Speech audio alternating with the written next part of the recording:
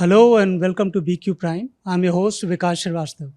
Today we have two gentlemen with us, Mr. Ryan Kerr.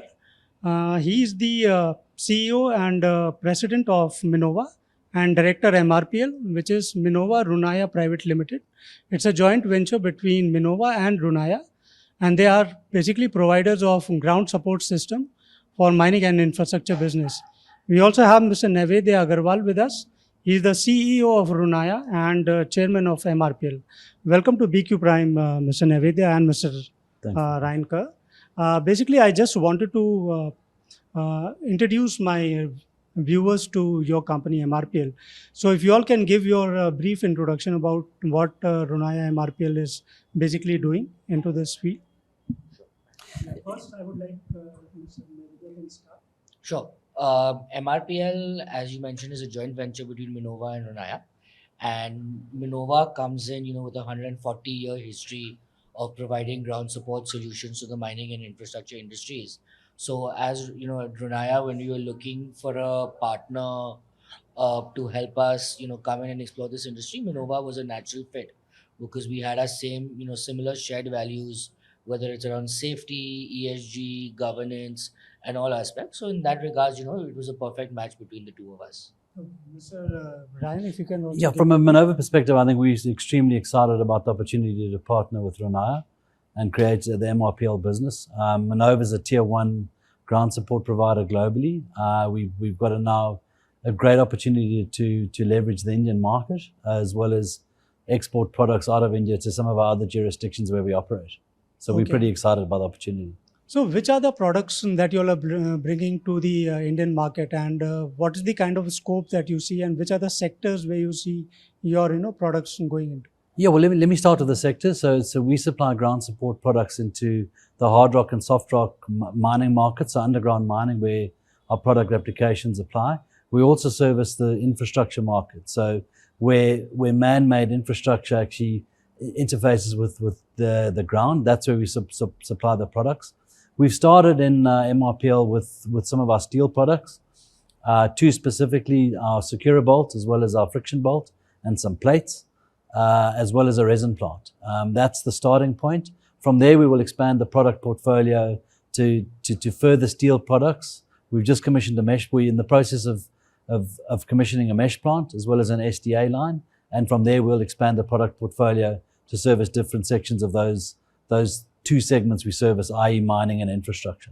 Okay. Mr. Naivedya, yeah. If you look at, the India opportunity and the India story in these two sectors, right? The ground support sort of industry or segment within the mining space, we believe that this year is about a 2,000 crore potential of business, out of which 1,200 crores is for the infrastructure side, as the current Modi government is focusing a lot on development of tunnels, highways, railway projects, metro projects, etc., and about 800 crores on the mining side, and this is across hard rock and soft rock, with about 30 to 40% of the market around coal in the soft rock segment, and the balance in the hard rock segment around zinc, copper, uranium, manganese, etc. Like within this segment that you said, around 2,000 crore of potential that you all have seen, what is the kind of business opportunity you see for MRPL? So today we will close this year at a revenue of about 250 crores, but both of us partners believe that this is just the starting point for us, and we feel that the potential of this business is to grow 4x. So we are looking at investing around 250 to 300 crores over the next 3 to 5 years to hit a revenue target of about 1,000 crores within these two segments. And Mr. Ryan, if you can tell what kind of potential you see given the kind of products that you have in your global markets, so you would like to bring them also to India, and what are those products and where can they be used? Yeah, so I mean, as Naivedya said, we're really excited about the Indian market. I mean, it's got scope for us to grow into the infrastructure space. As I said earlier, we're commissioning an SDA line to actually supply there.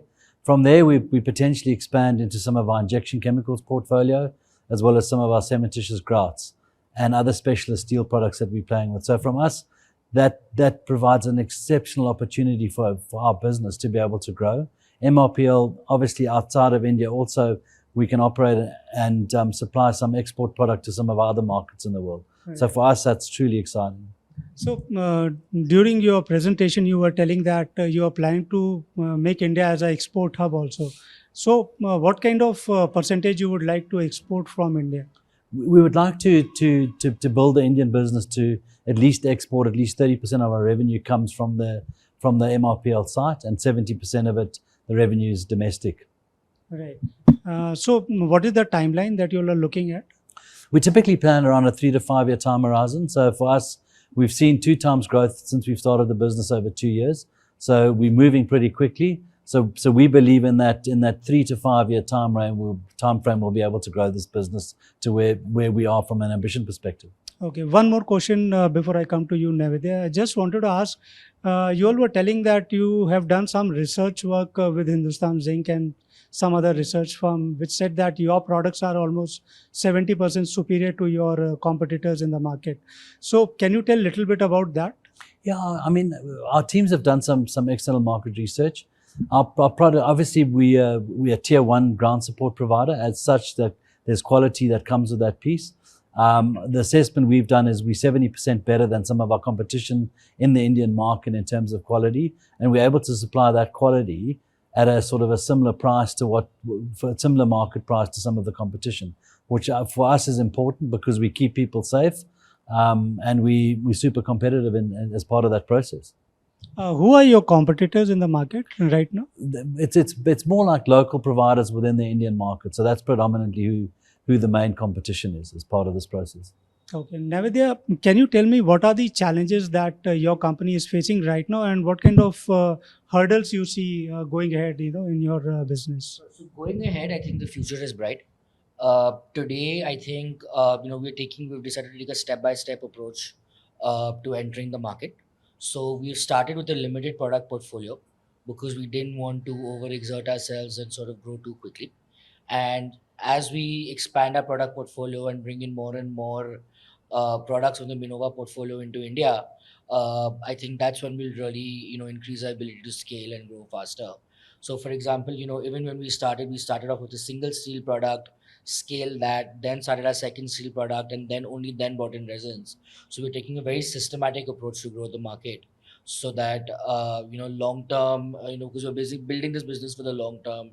We're not thinking short term. We're looking to really see how we can really grow this business over a 5, 10, 15-year horizon.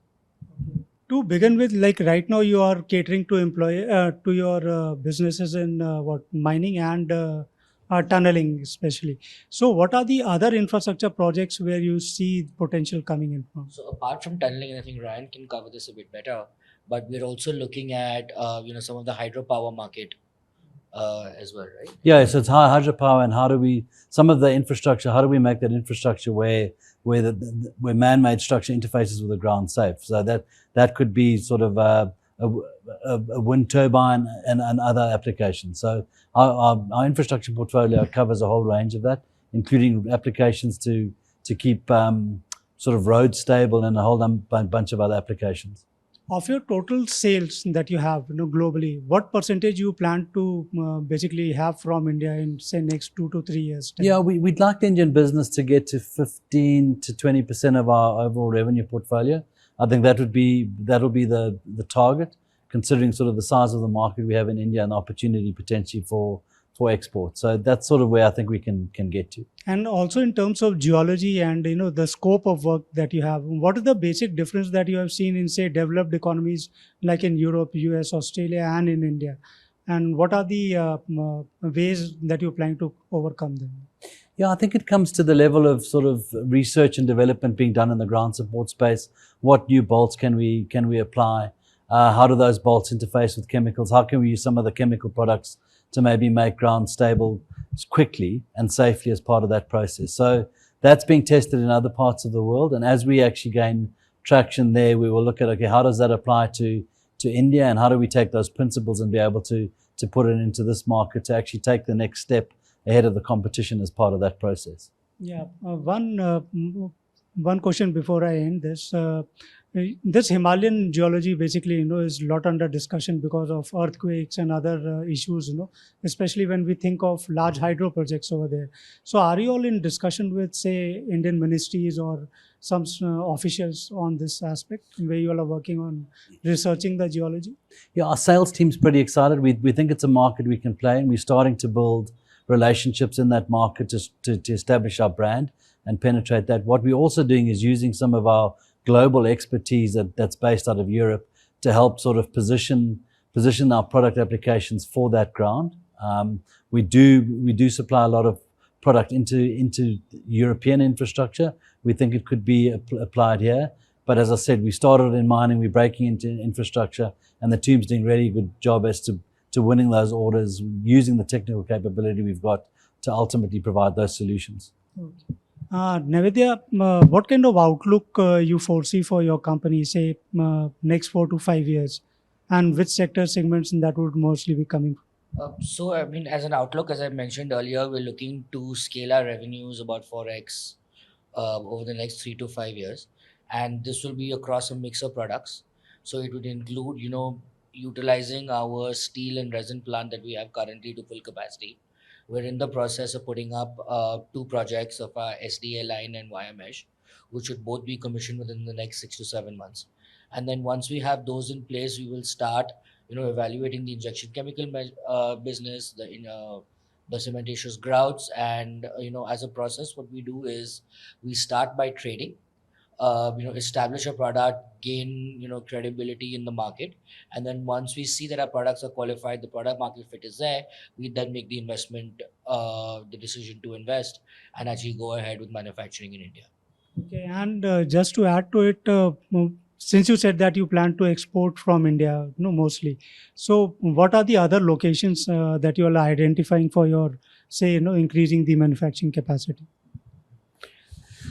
I think the export opportunity for us, certainly out of India, Africa and Australia are key markets for us from that perspective. At this point, Bhilwara is our hub. We tend to continue the expansion there, and then we'll look for other opportunities within the Indian sort of country to figure out where do we want to maybe make the next investment. Thank you very much, gentlemen, for sparing time to talk to BQ Prime. It was our pleasure. No, it's a pleasure. Thank you. Thank you. Thanks, Vikas.